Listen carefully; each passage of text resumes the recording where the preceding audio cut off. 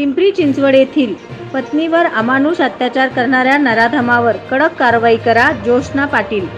राष्ट्रवादी काँग्रेस महिला आघाडीच्या वतीने गृहमंत्र्यांना निवेदन।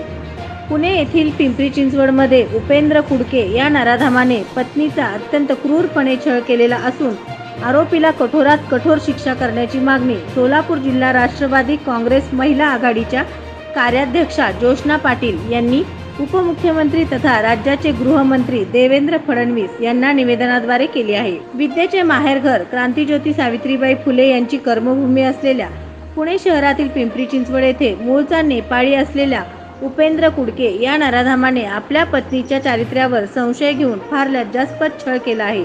लांछनास्पद घटनेचा सोलापूर जिल्हा राष्ट्रवादी काँग्रेस पक्षाच्या वतीने निषेध करण्यात आला, तर या नराधमास कठोरात कठोर शिक्षा करण्याची मागणी राज्याच्या गृहमंत्र्यांना निवेदनाद्वारे करण्यात आली।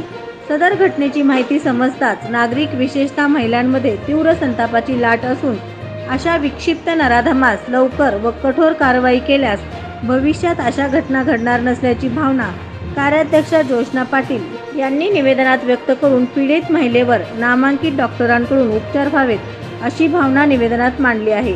तरी महाराष्ट्राचे गृहमंत्री माननीय देवेंद्रजी फडणवीस साहेब या घटनासंदर्भात तात्काळ कारवाई करण्याचे आदेश द्यावे ही नम्र विनंती। सत्य विजय न्यूज मलैया स्वामी। पिंपरी चिंचवड येथील पत्नीवर अमानुष अत्याचार करणाऱ्या नराधमावर कडक कारवाई करा, जोशना पाटील। सत्यविजय न्यूज चॅनल संपादक मल्लय्या स्वामी। या चॅनलला लाईक करा, शेअर करा, सबस्क्राइब करा।